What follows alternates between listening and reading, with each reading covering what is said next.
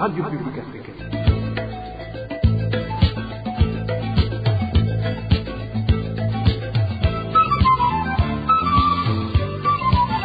Radio Publique Africaine.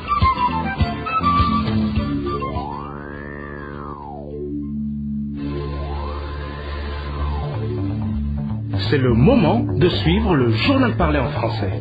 À la présentation, Émile Nivasumbo. Bienvenue dans ce journal du 24 août 2021, les titres.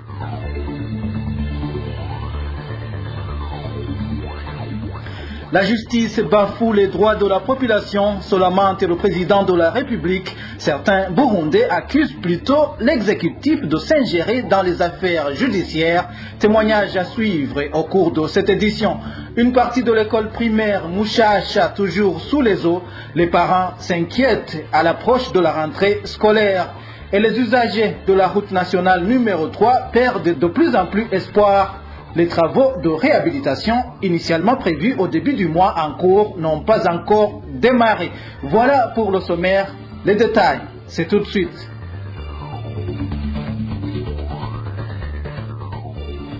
Le président de la République déclare qu'il n'en peut plus. Le pays est dépourvu de justice selon Évariste Ndayishimiye. Dans une réunion avec l'institution de la magistrature ce mardi, le juge suprême affirme que l'absence de la justice est à l'origine de tous les maux dont souffrent les Burundais et étrangers vivant au Burundi. Suivez plutôt Évariste Ndayishimiye, le chef de l'État. shaka utunze wiki uzotembagara wiruke uhunge byose bigupfe ku busa. Aussi riche que tu puisses être, que tu sois milliardaire, un jour tu dégringoleras et tu prendras le chemin d'exil. Que tu te sois érigé une forteresse, Dieu réduira tout ce que tu possèdes en poussière et tout n'aura plus aucune valeur à tes yeux. Le pharaon est revenu à la raison le jour où il a perdu son premier-né. Si alors nous restons aujourd'hui en silence, au moment où nombreux sont à larmes jour et nuit, ne croyez pas que tout est rose. J'ai convoqué cette réunion parce que je suis fatigué. On dit souvent qu'un véritable homme ne pleure pas, mais je suis arrivé à un point où je souhaite vraiment me mettre en public pour pleurer à chaudes larmes et une fois soulagé, rentrer chez moi. Que devient le président lorsque tout le monde pleure alors qu'il a été élu pour le diriger? Quel genre de pays où tout le monde pleure, à commencer par le chef de l'État, la population et même les investisseurs étrangers? Où se trouve ce pays où tous pleurent à cause de l'absence de la justice? Comment s'appelle ce pays? Quand je me rends dans une commune, les uns me disent, Monsieur le Président de la République, la source de nos malheurs et de notre pauvreté, ce sont les magistrats. Les autres me disent que si tu observes de nombreux cas de meurtre, c'est parce que la magistrature ne fait pas correctement son travail. Quand il n'y a pas de bons magistrats, alors bonjour la justice populaire. L'institution de la magistrature existe au Burundi, mais elle n'a pas de vrais magistrats. Est-ce que vous êtes réellement prêt à changer votre comportement? Comment pouvons-nous invoquer Dieu et le diable et les inviter dans un même festin? Vous comprenez que des centaines de milliers de personnes pourraient s'entretuer. Combien de bataillons peuvent-ils constituer? Ce que je sais, c'est que l'arme la plus redoutable, c'est la justice. Si vous voulez, tirez-moi avec cette arme et continuez à commettre des exactions après mon départ. Je ne peux plus vraiment être le chef d'une telle nation. Non, non, non. C'est pas possible. Certains dossiers sont placés dans un tiroir, d'autres ne sont pas vidés parce que vous ne voulez pas assumer vos responsabilités. Vous vous dites, c'est mon ami et il m'a donné une somme de 100 000 francs. Alors, je ne fais pas trancher en cas de faveur. Certains magistrats encore se mettent ensemble avec les avocats d'une des parties en conflit pour détourner les fonds publics et se départager le butin au moment où cet argent pourrait être utilisé dans la construction des écoles, des hôpitaux et des routes.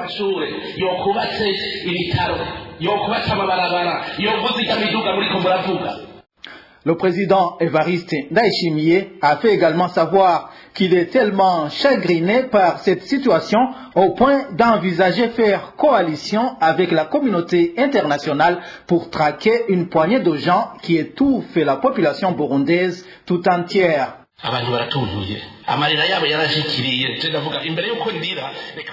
La population se trouve vraiment dans une dépression totale et leurs pleurs me sont parvenus. Je me suis dit qu'avant de pleurer, je devrais aller pleurer dans les yeux des magistrats et si je trouve qu'ils n'ont pas de cœur charitable, je lâcherai l'affaire. Imaginez-vous que partout où je mets le pied, je reçois 1000 plaintes par jour qui sont sincères.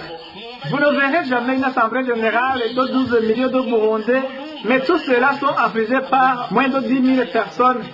Laissez-moi alors pleurer à leur place afin que vous puissiez entendre leurs cris. Les investisseurs étrangers ne viennent plus parce que vous êtes dépouillés de l'argent. Paradoxalement, vous dites que vous voulez le développement. Personne ne vient plus investir chez nous. Mais au cours de vos réunions, vous nous demandez toujours d'appeler les investisseurs étrangers. Comment un investisseur peut venir placer son argent dans un pays où il n'y a pas de justice? Un Burundais ne peut pas présenter son projet car il est conscient qu'on va le lui retirer et que personne ne lui rendra justice. Comment un tel pays pourrait se développer? Comment allez-vous avoir des voitures?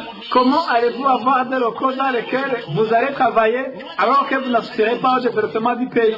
Là où il n'y a pas de justice, il n'y a ni paix ni développement. Combien de personnes se font-ils justice? Dites-moi, c'est lui qui suit une personne parce que personne n'a voulu lui rendre justice, c'est lui qui va aller dans l'enfer ou c'est vous? Allez lire la Déclaration universelle des droits de l'homme. Il est écrit que considérant qu'il est essentiel que les droits de l'homme soient protégés par un régime de droit pour que l'homme ne soit pas contraint à la révolte contre la tyrannie et l'oppression. Je veux vous dire une chose. Vous pensez qu'on va reprocher la violation des droits de l'homme au gouvernement burundais? Au moins, ils savent aujourd'hui que le chef suprême est tenté d'opérer comme les autres burundais. Vous vous dites que vous êtes en train d'appeler la communauté internationale à sanctionner le Burundi. Je veux me mettre ensemble avec elle pour traquer tous les responsables. Au moins, elle est au courant que je ne soutiens pas cette injustice.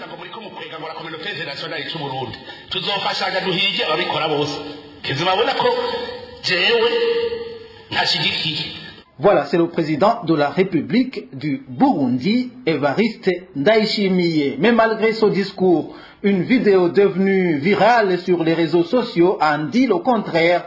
Il s'agit d'une vieille dame de la commune Mhanda de la province Bubanza qui dénonce les manœuvres visant à la spolier de ses propriétés foncières.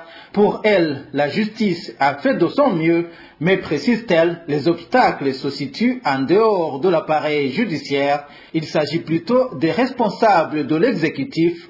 Je vous propose d'écouter cette femme. Mushikiranganje w'ubugenduzi bw'ubutungane jewe nitwa Denise Ndayishimiye. Excellence, Madame la ministre de la Justice, je m'appelle Denise Ndayishimiye. J'habite Gawazi 2 dans la localité d'Ogiheta en commune Mhanda. Je poursuis depuis longtemps le procès qui m'oppose à un nommé Nzorurara Gervais. Vraiment, il m'a infligé toute forme de mal. Le procès en question a débuté en 2006. J'avais encore de la force, mais aujourd'hui, je suis devenue vieille. Mes jambes ne peuvent plus marcher convenablement depuis le début. Je gagnais le procès. J'ai gagné au tribunal de résidence. J'ai gagné le procès au tribunal de grande instance. Il a évolué jusqu'à la Cour suprême à Bujumbura. Je n'avais jamais mis mes pieds dans la ville de Bujumbura auparavant. À maintes reprises, j'ai failli me faire percuter par les véhicules. Mais là aussi, j'ai gagné le procès. Je salue vraiment le courage des juges de la Cour suprême. Ils ont résisté à ces avancées et j'ai gagné. C'est ainsi qu'il a fait recours au ministre parce qu'il en a des moyens, parce qu'il est homme d'affaires connu. Il a des enfants qui ont fait de longues études qui le soutiennent. Mais moi, je suis veuve et je n'ai personne pour me soutenir. Même mes 10 enfants que j'avais eus sont morts. Il m'en reste seulement 2 garçons. Eux aussi, ils ne mènent pas une vie tranquille. Ils n'ont pas de domicile fixe parce qu'ils menacent de les faire tuer. Cher juge, monsieur le juge président de la Cour suprême, aidez-moi s'il vous plaît. Excellence, ce procès est passé par tous les échelons. Il a été même chez le gouverneur. Le gouverneur est au courant de tout. Dans quelques instants, nous abordons la page santé. Il y a rupture généralisée de médicaments de premier ordre au traitement de la Covid-19 au Burundi depuis environ 2 semaines. Actuellement, il revient aux malades de se procurer eux-mêmes les médicaments prescrits par les médecins. Cette rupture serait consécutive à la mauvaise gestion de fonds alloués à la lutte contre cette pandémie. Les détails avec Dani Claire, il a trouvé. 4 médicaments dont la zinthromycine, la chloroquine, la vitamine C et le zinc qui sont prescrits dans le traitement de cas mineurs de Covid-19 manquent dans le pays. Certains membres de l'équipe médicale chargée de lutter contre cette pandémie affirment que depuis environ 2 semaines, il s'observe une rupture de stock de ces médicaments dans différents hôpitaux du pays. Les malades de Covid-19 sont alors contraints de chercher eux-mêmes ces médicaments dans les pharmacies privées où ils ne sont pas tous servis. Effectivement, ce sont ces médicaments d'azithromycine, hydroxychloroquine, zinc et vitamine C qu'on administre aux malades. Il y a eu une rupture de stock de ces médicaments. Il ne leur reste que le zinc seulement. Ils peuvent trouver l'azithromycine dans les pharmacies privées, mais ils ne peuvent pas trouver l'hydroxychloroquine.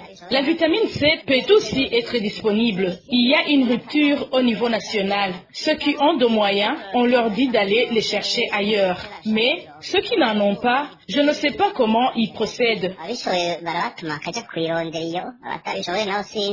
Les sources de la RPA dans le secteur de la santé chargé de lutter contre la Covid-19 révèlent que cette situation fait que les malades ne reçoivent pas de traitement complet puisque leur tir est partagé en 2. Dans ce secteur de la santé, le problème de rupture de stock de ces médicaments est consécutif à la mauvaise gestion des aides financières octroyées au gouvernement burundais dans le cadre de lutter contre la pandémie.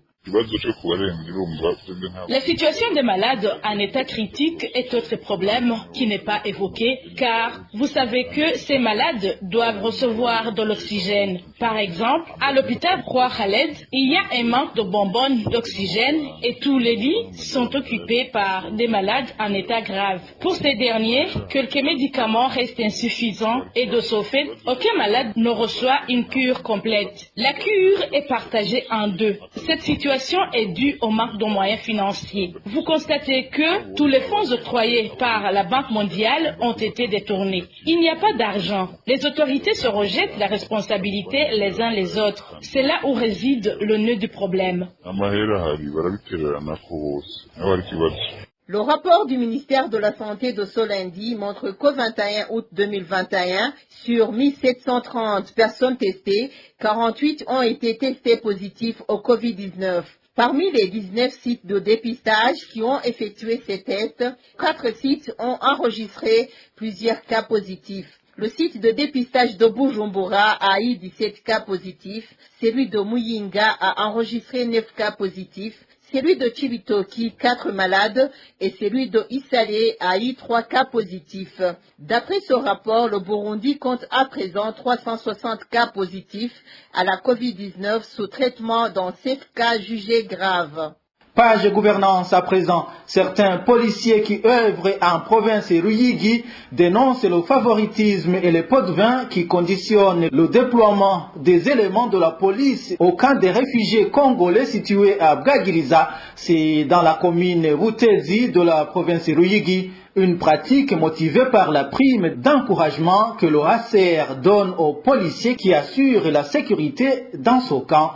Le point avec Aimable Nishimwe. Les policiers de la province d'Oruyigi s'indignent contre le 2 poids 2 mesures et les pots de vin exigés par le commissaire provincial quand il faut affecter des policiers à la sécurité du camp des réfugiés congolais situé dans la zone Bwagiriza, commune Butezi de la province d'Oruyigi. Pour envoyer un policier dans ce camp, il doit verser pas moins de 100 000 francs bout comme pot de vin au commissaire, comme l'indique ce policier. Il y a un camp des réfugiés de Banyamulenge et des Congolais situés à Bwagiriza. Il y a une position de policiers qui vont là-bas pour travailler. Notre problème, nous les policiers, est que le commissaire ne peut pas t'envoyer à cette position sans que tu lui donnes une somme de 100 000 francs. Il envoie souvent leurs agents de transmission.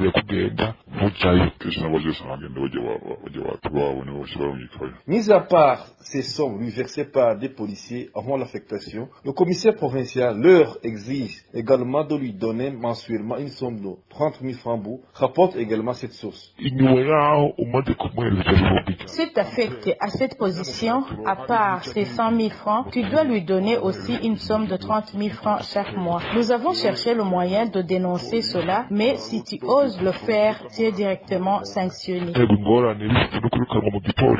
La cause de tout cela explique ces policiers et la prime de 100 000 francs leur donnée par le HCR. Donc, le commissaire voudrait avoir sa part. La rédaction de la RPA a tenté de joindre le commissaire provincial de Loïgui, le prénommé Gentil, pour qu'il réagisse aux accusations des policiers qu'il dirige, mais son téléphone sonnait sans que personne ne décroche.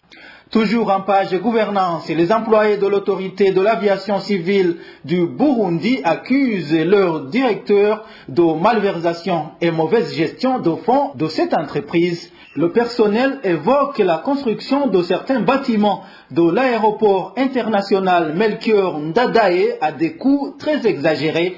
Les employés affirment que le devis réel pour les différentes constructions qui ont été montées depuis qu'ils dirigent l'entreprise ne correspond pas à celui qu'on mentionne dans les rapports. Le point avec Eloge Kwizera. Comme exemple illustratif, les employés d'autorité de l'aviation civile du Burundi, ASB, parlent de la construction d'une salle d'attente VIP en 2019 réservée aux hauts dignitaires pour attendre le vol.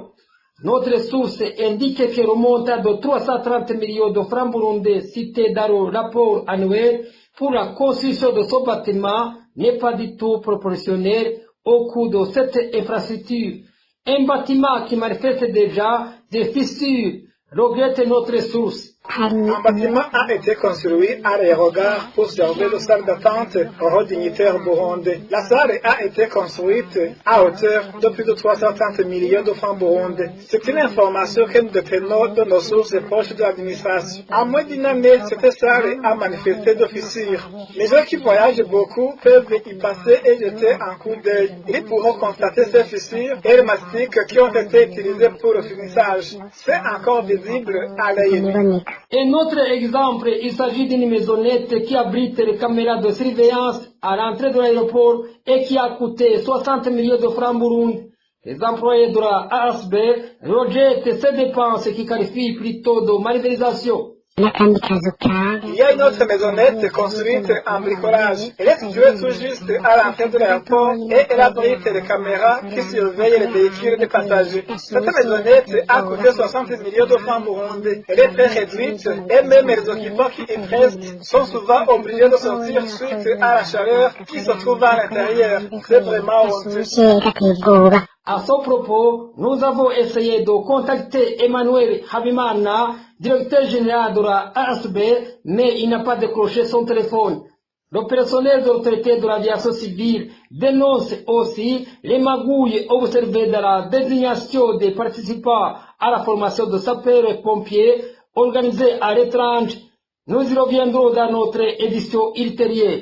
Rendons-nous à présent dans la commune Mutimbuzi de la province Bujumbura, où il y a inquiétude et indignation chez les parents et élèves de l'école primaire Mouchacha située dans la zone Gatumba. Pour cause, rien n'a été fait jusqu'à présent quant aux inondations qui envahissent cette école. Au moment où la rentrée scolaire est proche, la grande partie de cet établissement est immergée dans l'eau. Les détails avec Francine Mahoro.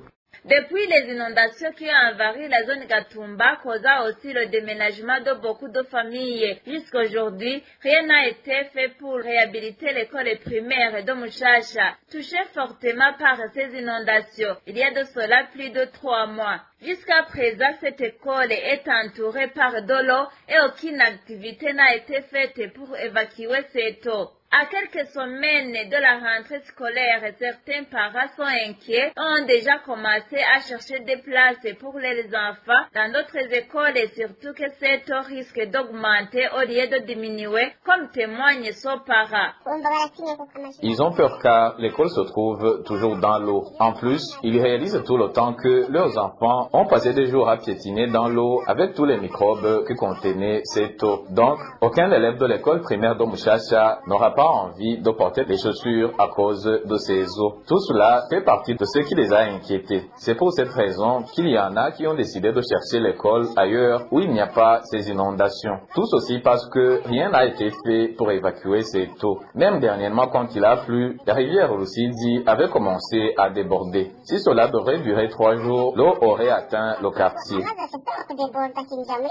Jusqu'aujourd'hui, dans différents endroits de cette école primaire de Mushasha, c'est l'eau qui domine, ce qui risque même d'emporter les infrastructures de la dite école, y compris la vie des élèves. L'eau entoure toujours la cour de l'école. Une partie de ces eaux se trouve derrière l'école. Donc les élèves seront obligés de passer dans ces eaux pour atteindre leur classe. Je dirais même que la petite quantité de cette eau a été diminuée par le soleil. Mais comme la saison pluvieuse est proche, une telle situation d'inondation va se reproduire. Jusqu'aujourd'hui, les infrastructures de l'école sont dans l'eau. Mais comme il y a du fer à béton dans les murs, peut-être que cette école va résister un peu de temps. Mais avec cette saison pluvieuse qui approche, les inondations vont refaire face encore une fois et cette école va se retrouver dans l'eau. À ce propos, la rédaction a essayé de contacter l'administrateur de la commune Mutimbuzi, mais sans succès. Restons dans la même commune de Mutimbuzi où il y a également inquiétude au sein des parents d'élèves des écoles de la zone Rukaramu. À l'approche de la rentrée scolaire, ces parents déplorent le fait qu'aucune action n'a été menée pour réhabiliter les salles de classe détruites par des pluies torrentielles du mois d'avril. Eric Nyonzima. Les parents d'élèves des écoles fondamentales de Rukaramu 1-2 et du lycée communal de Rukaramu sont profondément préoccupés de comment leurs enfants pourront bientôt suivre leurs cours. Au moment où l'année scolaire 2021-2022 est sur le point de débuter, ces parents font savoir qu'une grande partie des classes de ces écoles ont été endommagées par la pluie et n'ont pas encore été remises en état. Les d'entre eux témoignent. Les toitures des salles de classe avaient déjà été détruites quand le 3e trimestre a commencé. Il s'agit de 12 salles de classe, y compris le bureau du directeur de l'école Rukaramu 2. Les élèves ont suivi les cours dans des classes couvertes par deux tentes qui servaient de toiture. Vous voyez donc que la rentrée scolaire approche, mais la situation reste identique. Ces parents indiquent également que les actions entamées par les autorités administratives en collaboration avec les responsables de l'éducation dans cette localité n'ont apporté aucune solution à cette question.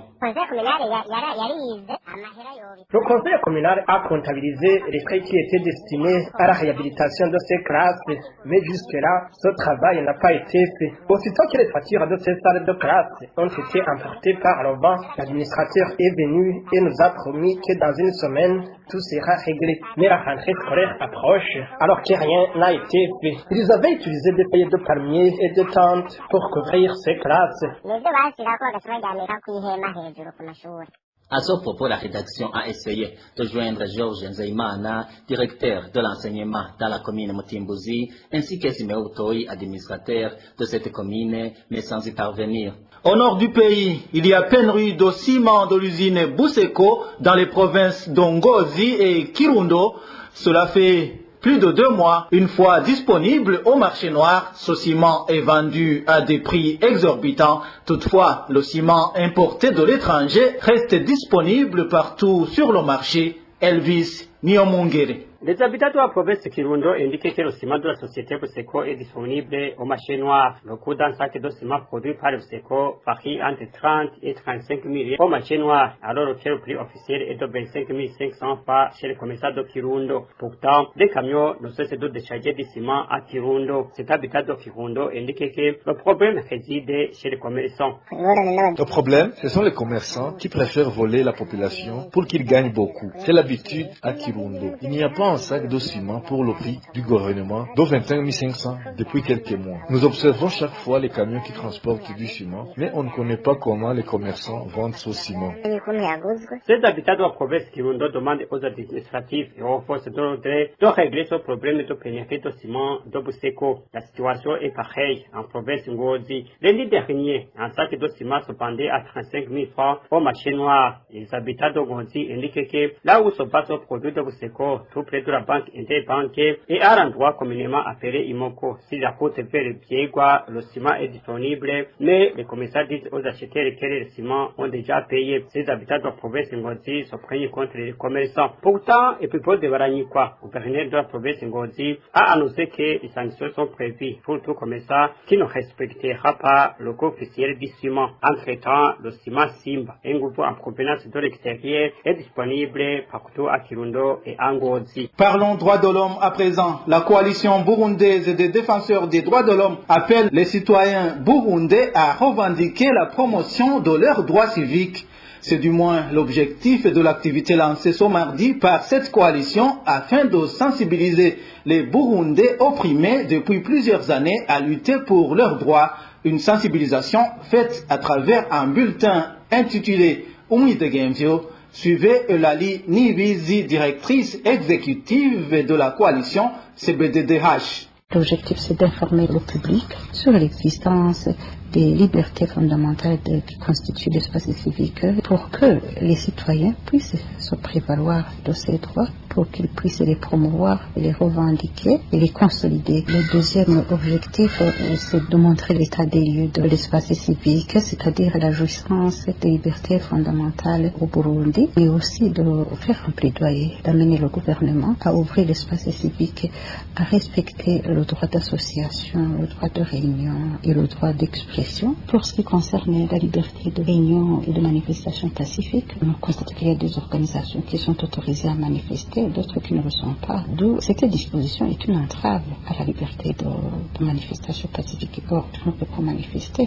Quant à la liberté d'expression, nous avons constaté que la liberté d'expression connaît beaucoup d'entraves. Par exemple, le fait d'obliger le journaliste de citer des sources, le fait de bloquer les journalistes pour qu'ils n'accèdent pas aux sources d'information, c'est des journalistes intimidés parce qu'ils disent la vérité sur les faits constatés. On exige de dire le contraire de ce qui a été constaté, de cacher les chiffres, de falsifier les données, de tel point que nous ne pouvons pas dire que l'espace civique est ouvert. Nous interpellons la population à s'y intéresser parce que travailler sans se soucier de l'environnement dans lequel vous jouissez de vos droits et devoirs, c'est contraignant. Vous aurez souvent des difficultés auxquelles vous pouvez vous heurter par surprise. Ce bulletin sortira une fois tous les 3 mois. Je vous le disais en titre, les usagers de la route nationale numéro 3 perdent de plus en plus espoir quant au début des travaux de réhabilitation de cette infrastructure initialement prévue au début du mois d'août. Ils craignent que le gouvernement ne tienne pas promesse comme dans les années antérieures. Le point avec Éloge Divin Remèche. Lors de la conférence publique animée le 25 juin dernier par les porte-parole des institutions, Jeanne Mukenguruka, porte-parole du ministère des Travaux publics, avait indiqué que les travaux de réhabilitation du tronçon Gitaza-Rumonge d'une distance de 45 km allaient débuter au mois d'août. Pour la question en rapport avec la réhabilitation de route nationale numéro 3, section Rumonge-Gitaza, si rien ne change, les travaux débutent avec le mois d'août cette année. Pourtant, les usagers de cette route révèlent que les travaux n'ont pas encore commencé. Seulement, ils s'observent depuis des mois des va-et-vient des agents de la SOGEAS Atom, la société qui a gagné le marché de réhabilitation du dit tronçon. Les usagers indiquent qu'ils accepteront que les travaux allaient commencer lorsqu'ils verront les machines déjà à l'œuvre. Rien n'indique le début des travaux de construction. Nous voyons seulement les camions de SOGEAS Atom. Pas une seule machine sur terrain. Il n'y a même pas de niveleuse pour boucher les nids de poules. Nous attendons voir ce qu'ils vont faire. Vraiment, on a hâte de le voir.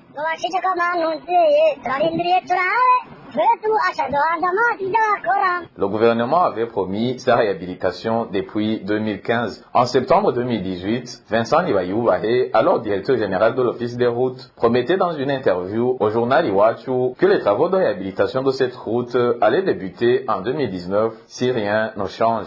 Il promettait toutefois également que les travaux de réhabilitation allaient se faire en 3 étapes, c'est-à-dire le tronçon Nyanzala-Rumonge, Rumonge-Gitaza et Gitaza-Bujumbura. En attendant le début de travaux tant promis, la route continue sa dégradation. Il faut aujourd'hui plus de 4 heures pour faire un trajet de 70 km entre Bujumbura et Rumonge, alors que dans les conditions normales, ce trajet se faisait en 45 minutes. Rendons-nous en Tanzanie pour clôturer cette édition. Les responsables de l'ONG DRC au camp de Nyarugusu devraient cesser des intimidations envers des réfugiés qui décident d'aller demander asile dans d'autres pays puisque leurs droits ne sont pas respectés. Propos de Maître Vital Nshimirimana qui indique que la Convention internationale de 1951 donne droit à un réfugié d'avoir un 3e pays lorsqu'il se sent en insécurité dans le pays d'accueil. Suivez Maître Vital Nshimirimana.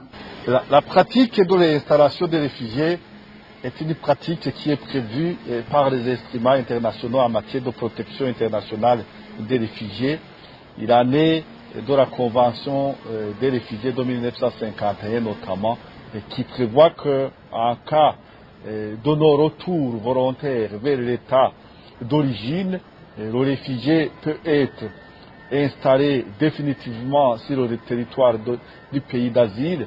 Ça veut dire que le pays d'asile accepte de lui donner la nationalité, auquel cas le réfugié jouit des mêmes droits que les nationaux. Et au cas contraire, lorsque le réfugié ne croit pas ou n'est pas sécurisé ou ne se sent pas épanoui et intégré dans la société d'accueil, il peut demander la réinstallation. Ça veut dire qu'un 3e pays intervient pour lui assurer la sécurité et la protection internationale. Ce sont des principes, ce sont des prérogatives reconnues par le droit international des réfugiés et personne, ni l'état d'accueil, ni l'état d'origine, ne saurait se mettre ou intervenir pour empêcher les réfugiés à jouir de leurs droits. C'est les gens qui prononcent un discours anti-réinstallation, ce sont des gens zélés qui veulent intimider les réfugiés pour qu'ils ne puissent pas jouir de leurs droits.